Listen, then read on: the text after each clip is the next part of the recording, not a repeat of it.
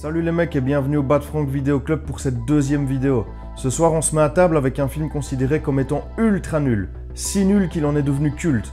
On va détailler les choses qui ne vont pas avec ce film dans la vidéo. Il s'agit de Microwave Massacre. Mais qu'est-ce que c'est que cette matière? C'est de la merde. Non. Alors d'emblée je vous avoue que je ne connaissais pas le réalisateur du film. Wayne Berwick. Sa filmographie se résume à quelques pauvres séries Z, dont celle-ci d'ailleurs, parce que oui, là, on est dans du Z. Une review sur AllMovie dit même que le film est suffisamment grotesque dans sa conception et son attitude que pour être fascinant, un peu comme un accident de voiture. Pour ma part, avant que mon pote ne me rencarde cette info, je trouvais le film similaire à l'espionnage malsain d'un couple dégueulasse qui se disputerait, mais genre en se frappant un coup de manche de pelle et tout. Scandaleux, mais on a envie de voir la suite. Pour le coup, je suis assez d'accord avec la critique. Le personnage principal est incarné par Jackie Vernon. Alors sincèrement, ce mec ne me dit absolument rien. D'ailleurs, je ne pense pas que vous, de votre côté, ce nom vous parle non plus. Par contre, aux États-Unis, ce mec est ultra connu, et particulièrement pour la voix qu'il prête au personnage de dessin animé Frosty the Snowman. Happy birthday! Hey, I said my first words. J'ai d'ailleurs cru comprendre que certaines personnes avaient été un peu dégoûtées par ça. En même temps, entendre leur personnage de dessin animé favori massacrer des femmes, je sais pas, imaginez un peu Olive et Tom. Bon, et vous là, retournez tout de suite chez vous, retournez dans votre pays, labourez vos champs, espèce de sale pauvre. Vous n'avez pas le droit à la civilisation, vous avez juste le droit à de la merde. Et eux, ce sont mes amis, ils ont un nom en particules comme moi. Allez, on y va pour l'histoire. Le film raconte les aventures de Donald, ouvrier en bâtiment, plus en fin de carrière qu'autre chose. Obligé de se taper le pique-nique et autres soupers franchement spéciaux de sa femme, May. Un jour, il en a ras-le-bol. Et alors il pisse sur la moquette, il défonce la maison et il bute sa femme à coups de salière. Leur chien handicapé regarde la scène, affolé. Ensuite, par inadvertance, il bouffe un morceau de feu sa femme et découvre alors que cette viande, bien qu'un peu faisandée, ravit ses papilles gustatives. Et là, on est parti pour la gloire. Le résumé est simple. Je n'en dirai pas plus sur l'histoire parce que franchement, il n'y a rien d'autre à dire. Les éléments importants que j'ai à vous partager vont soit de vous donner envie de louer la cassette, soit de vous donner envie de bouffer votre dame. Je décline toute responsabilité. Mais respect. Le film est mauvais. Très, très mauvais. C'est mal joué, surjoué, très, très amateur. Le montage ne facilite pas la compréhension, ou en tout cas inutilement à retardement. Un exemple. What? Who? Where? Un autre.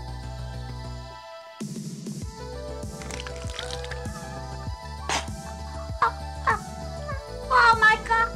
Les scènes sanglantes et censées être à caractère horrifique sont plombées par l'incompétence, mais surtout par une putain de musique surf.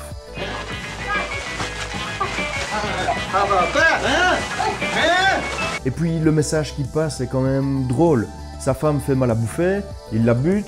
Pour le même prix, tu te fais bouffer toi-même, hein, non? Donald a dit non, ça se respecte. Le quatrième mur est littéralement pulvérisé sans raison évidente. En tout cas, pour moi. Allez, pour le sport, il faut que je vous remontre un exemple du jeu d'acteur qui est juste fabuleux. Maybe there's something in the microwave. Oh. Things in the microwave.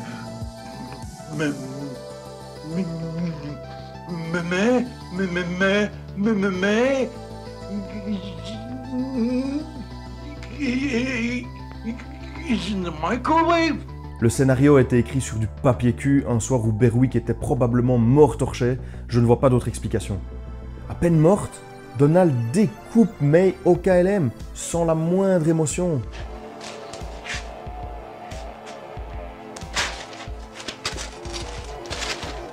Alors dans la tête du réal, il était peut-être évident qu'il ne pouvait pas se saquer, certes, mais sur la télé, non. On comprend pas ça. Après, le génie du film ne se situe-t-il pas précisément là? Ta femme fait mal la bouffe, tu la butes, tu la coupes, tu la mets au micro-ondes. À cogiter, hein, moi j'ai pas d'avis sur la question. On retrouve aussi un humour un peu easy et concon, soyons honnêtes. Bon après, forcément, l'une ou l'autre vanne a fait mouche avec moi. What's your name, sweetie? Donald, what's yours? D. My mother wanted to name me Delia, but she stuttered. Oh. Hey, have you ever screwed in 3D? Mais ça, c'est une autre histoire. D'ailleurs, je pense qu'il est temps de vous passer un autre grand moment de jeu d'acteur. And now, a special program brought to you by Acme Bail Bonds. Crime Busters! A reminder that language on... Le film est aussi truffé de moments totalement inutiles.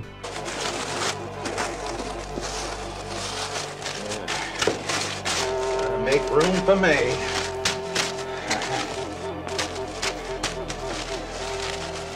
Gotta make room for me.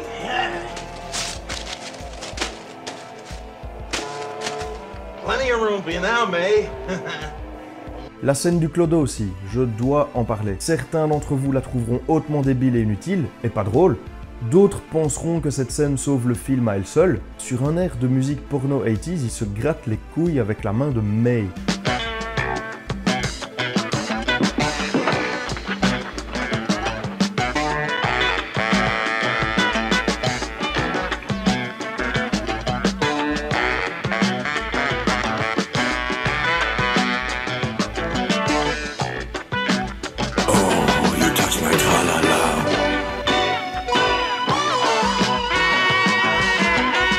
Avec la main de May, que Donald avait tapé comme ça dans la poubelle, sans sac, comme ça, alors que le reste est au frigo.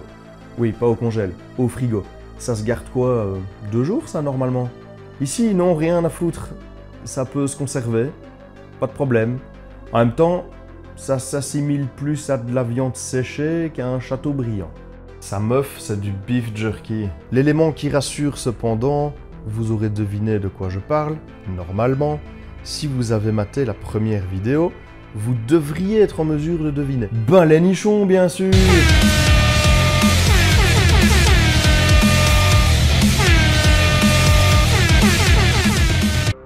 Le film s'ouvre sur 2 boobs qui balochent au rythme des pas. Sachez que ce film est truffé de scènes de cul un peu tordues, twistées à souhait. Dès le début, on annonce la couleur avec cette meuf qui passe ses seins par le panneau, se faisant allègrement besogner par un passant. Ok. On pourra quand même tirer notre chapeau à l'utilisation d'acteurs s'apparentant à des humains normaux. Pas de pin-up pour incarner l'une ou l'autre catin au destin plus qu'incertain, une fois entre les mains de notre dégueulasse Donald. Je soupçonne néanmoins le manque de budget y être pour quelque chose. Le budget, parlons-en. Matez-moi ce maquillage de qualité.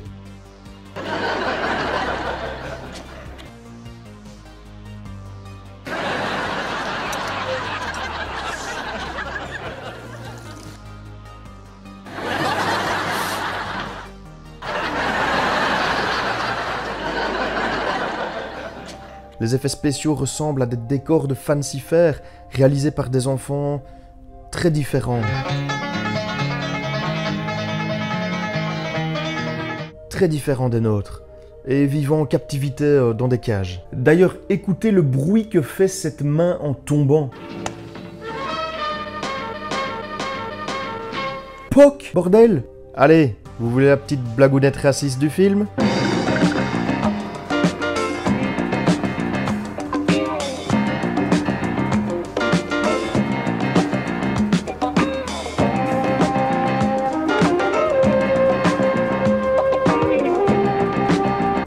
Ça c'est fait, suivant. Cette scène fait partie d'un des meilleurs moments du film.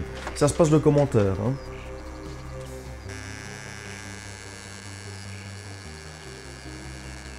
Sacrée voisine, hein. J'aimerais juste vous demander à quoi vous pensez quand vous essayez d'imaginer ce que le scénariste a dans sa tête. Berwick a tenté de nous mettre du fantastique aussi dans le film, mais c'est tellement mal amené que ça en est navrant. La tête de May, qui ne pourrit jamais en fait, enfin, je parle pas des effets spéciaux, disparaît ponctuellement. Elle réapparaît dans un endroit différent. Elle pop, quoi. On comprend pas ce qu'on doit en tirer. Est-ce que Donald est devenu fou? Son geste l'aurait-il placé dans un état de décompensation psychologique qui provoque chez lui des hallucinations? Ou la tête de May serait-elle possédée? Est-ce que les connasses, une fois mortes, deviendraient aussi comme ça?